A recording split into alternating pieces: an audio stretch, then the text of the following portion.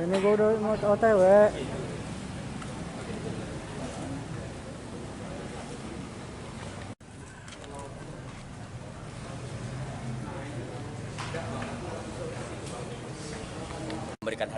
memberikan hadiah, sehingga anak ini ditanya mau hadiah apa, mau hadiah sepeda ataupun apa. Anak itu balik lagi ke Ali Jabir setelah bertanya kepada ibunya, kata anak itu mau umroh gitu.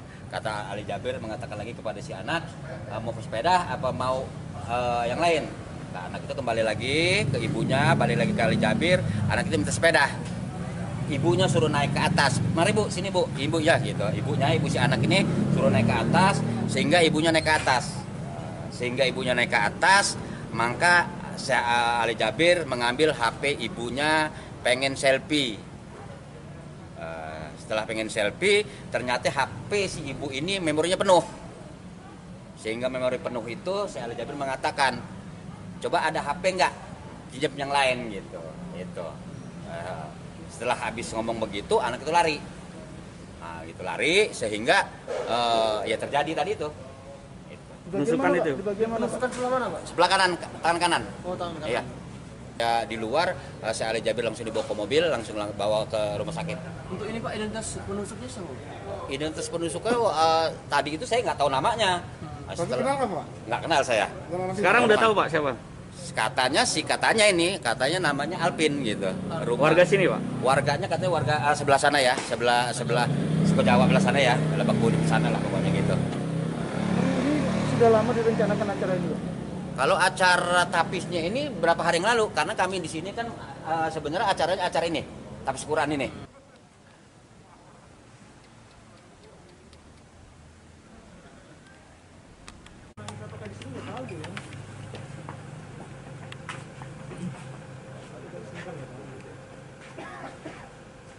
Jangan salah tanya sama Tommy.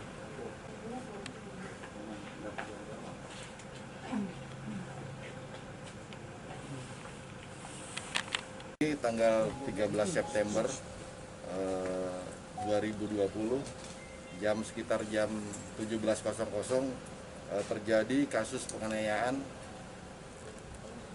di mana tempat kejadiannya ada di Masjid Falahuddin di Jalan Tamin, Tanjung Karang Barat. Adapun korban adalah Syekh Ali Jabir, umur 44 tahun, alamat di Rawamangun, Jakarta Timur. Kemudian yang bersangkutan saat itu melaksanakan program 1 juta hafidz di Lampung dengan metode memberikan wisuda kepada penghafal Al-Quran, kemudian ceramah dan tanya jawab. Pada saat melakukan tanya jawab, ada seseorang tidak dikenal langsung menyerang Syekh. Kemudian saya mengalami luka pada bagian lengan atas, luka tusuk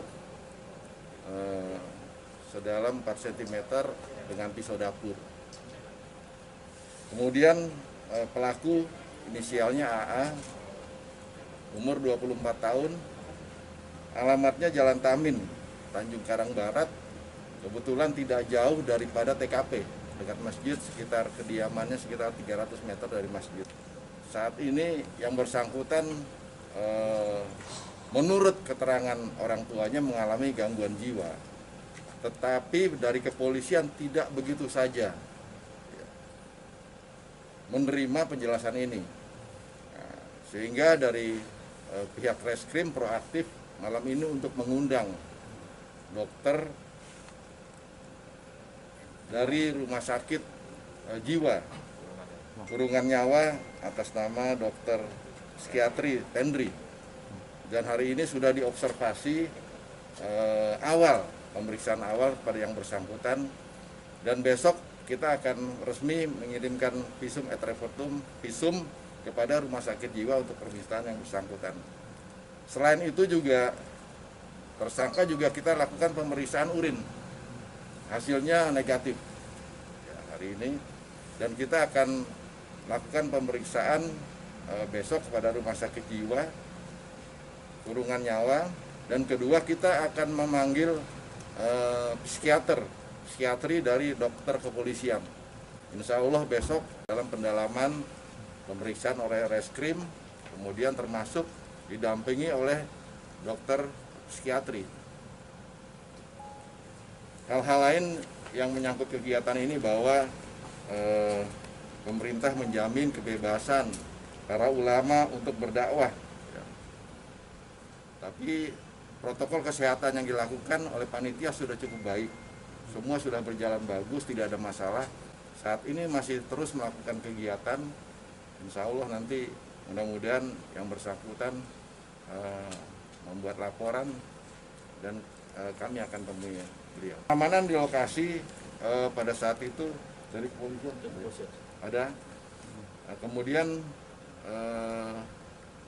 kegiatan dengan kejadian ini kita tingkatkan pengamanan ini, baik itu terbuka, tertutup.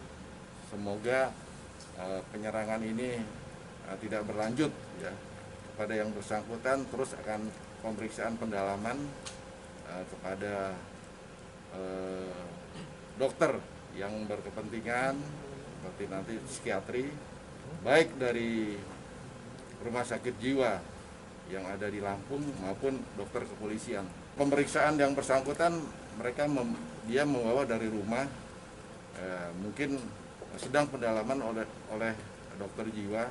Untuk proses pikirnya bagus, ada tanya ada jawab. Tapi isi pikirannya yang mungkin menilai bahwa dokter psikiatri Henry mungkin ada kelainan di situ, Pak, isi pikirannya. Ada indikasi ke kelompok nggak dia, Jenderal? Oh, kami dalami terus, ya. Kami dalami apakah dia terlibat dalam kelompok lain.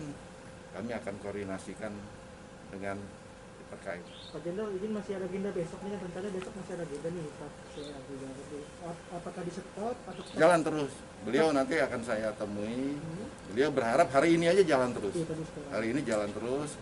Kalau beliau kan fisiknya bagus, mudah-mudahan tidak ada gangguan fisik sehingga bisa berjalan dan kami fasilitasi biar berjalan lancar sampai dengan selesai acara di Lampung. Seperti yang tadi disampaikan oleh Pak Kapolda, jadi kita menganjurkan tetap dimintakan permintaan visum et repertum psikiatrikum. Jadi untuk mengukur atau menilai apakah yang bersangkutan ini memang ada gangguan jiwa atau tidak.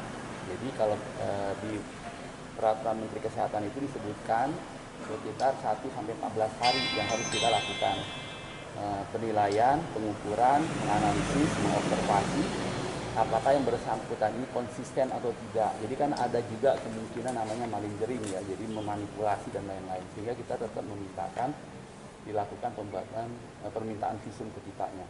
Nah, visum itu artinya yang bersangkutan itu akan dibantarkan di rumah sakit jiwa, dirawat inapkan. Nah, selama dirawat inapkan itu akan kita observasi secara keseluruhan.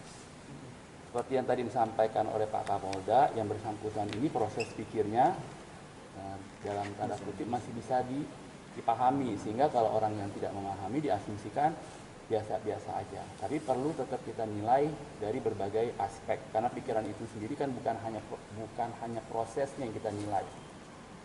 Ada isi pikirnya, ada arus pikirnya dan lain-lain. Jadi kita tidak bisa pasti bahwa dia gangguan jiwa atau tidak.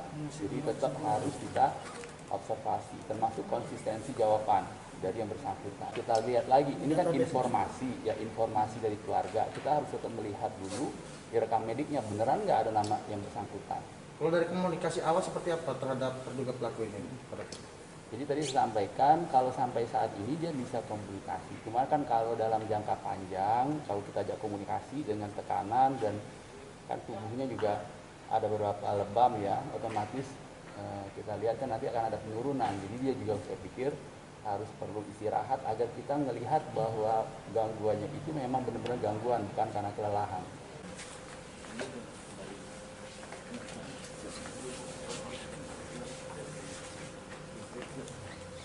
Oke, ya.